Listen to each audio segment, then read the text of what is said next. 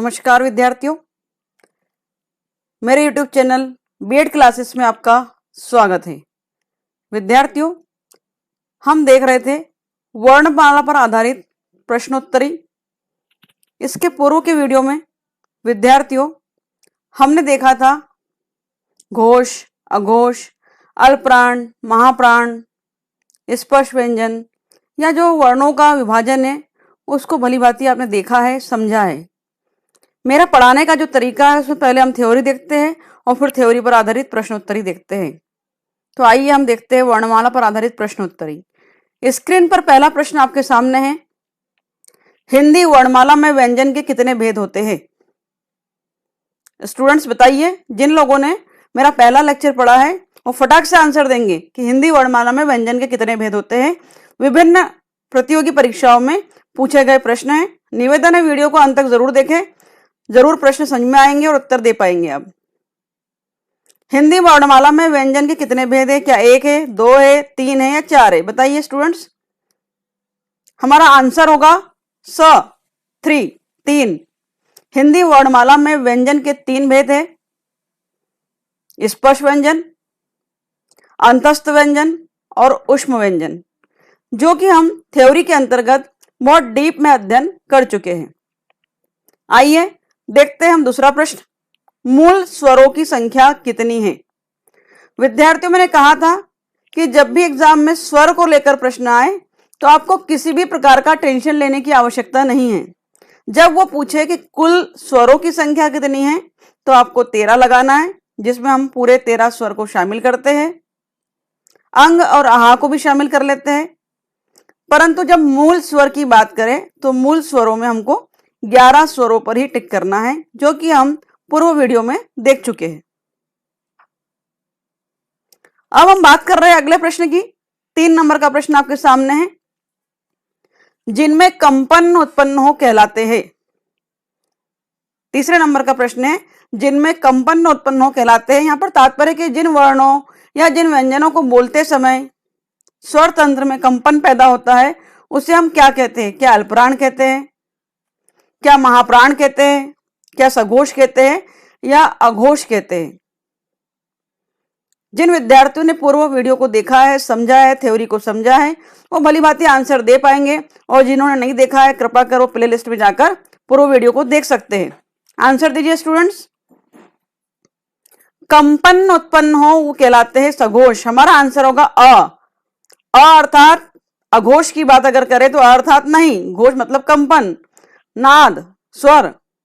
परंतु जिनमें कंपन उत्पन्न हो, अगर हो तो सघोष और नहीं लगा देता तो हमारा आंसर होता अघोष।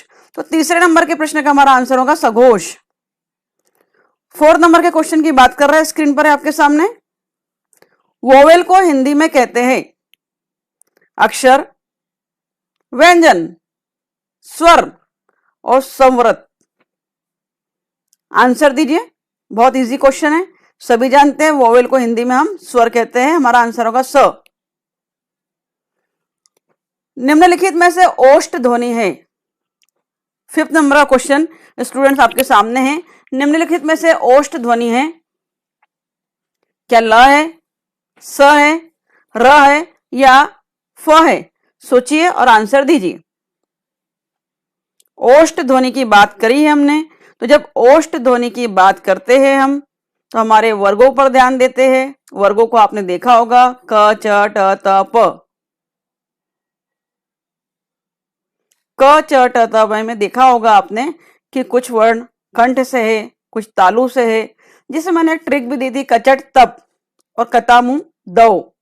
कतामु दो जो जानते हैं तो कह सकते हैं दो, ओ की बात सबसे लास्ट में आ रही है, अर्थात कचट तप और प। तो प वर्ग के व्यंजन ओष्ठ से बोले जाते हैं, जो कि आप जानते हैं प, फ, भ और म है। तो हमारा आंसर होगा द, फ। भाषा की सबसे छोटी इकाई को कहते हैं। बहुत ही सरल प्रश्न स्क्रीन पर है आपके सामने। भाषा की सबसे छोटी इकाई जिसके और टुकड़े नहीं हो सकते, हमने पढ़ा था, तो वो होती है वर्ण। वर्ण के और टुकड़े नहीं हो सकते, इसलिए भाषा की सबसे छोटी इकाई वर्ण होती है, हमारा आंसर होगा स। आगे बढ़ते हैं विद्यार्थियों, 7 नंबर का प्रश्न आपके सामने है। निम्नलिखित में से घोष वर्ण कौन सा है या कौन सा वर्ण घोष है?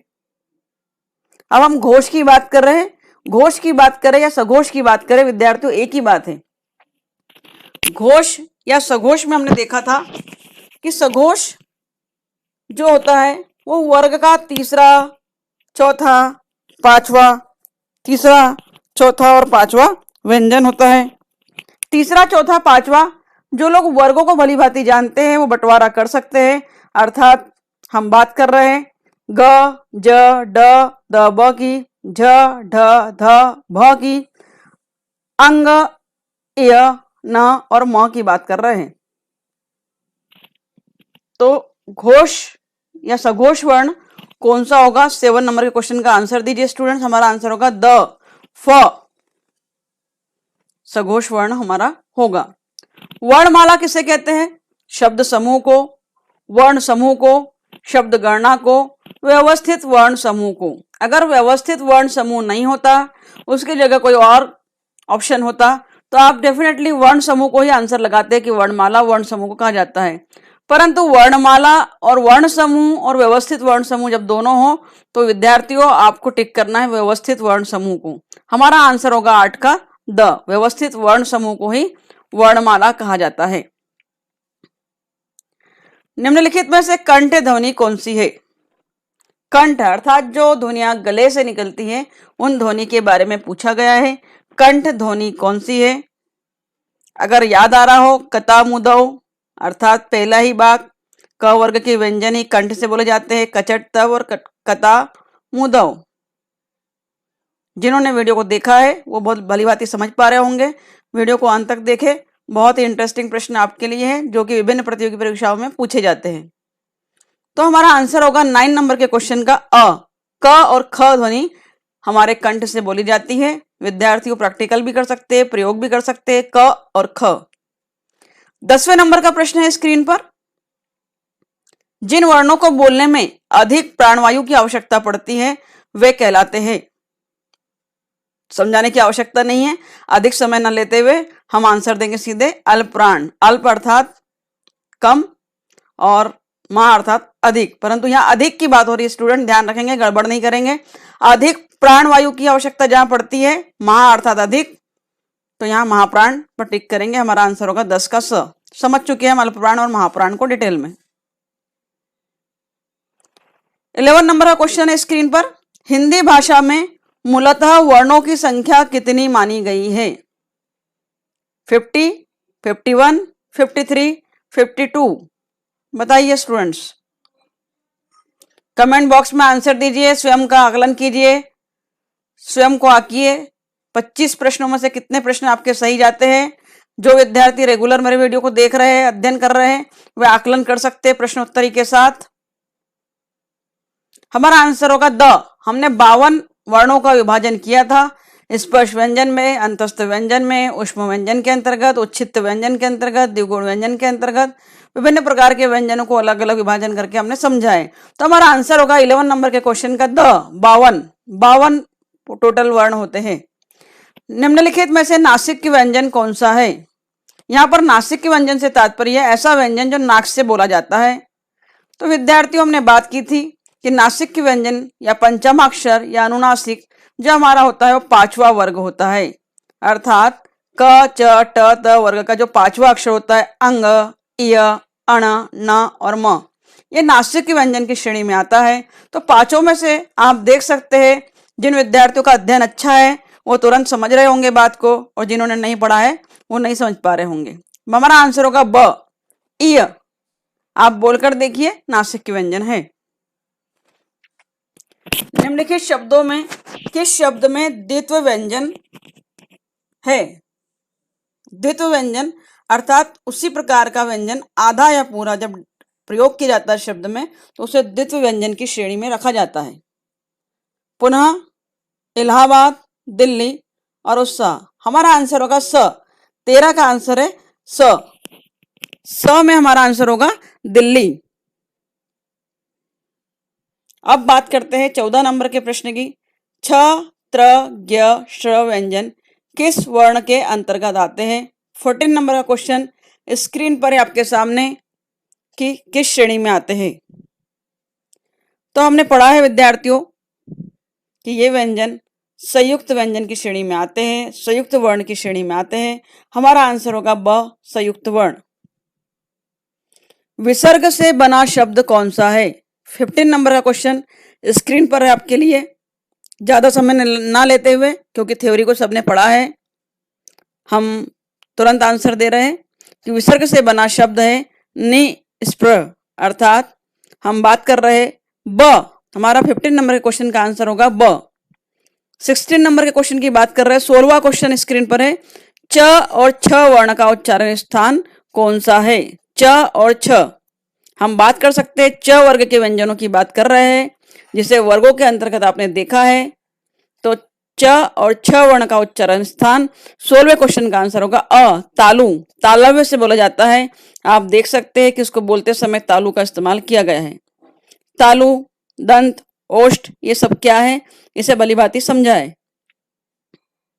क, ग, ज, फ ध्वनियां किसकी है? ये जो ध्वनियां हैं, इनके अंतर्गत नीचे जब बिंदु लगा हो तो इन ध्वनियों के अंतर्गत हमारा आंसर होता है अरबी और फारसी। 17 नंबर के क्वेश्चन का हमारा आंसर होगा ब, अरबी और फारसी। वर्ण शब्द का अर्थ नहीं होता। 18 नंबर का क्वेश्चन आपके सामने है। वर्ण शब्द का अर्थ नहीं होता। रंग, आकाश, जाति और अक्षर। आंसर दीजिए विद्यार्थियों। बड़ा सरल प्रश्न है। वर्ण अर्थात हम रंग से आशय तो लगा लेते हैं। जाति भी कही जाती है वर्ण के अंतर्गत। विभिन्न वर्णों में विभाजित किया गया था प्राचीन काल में।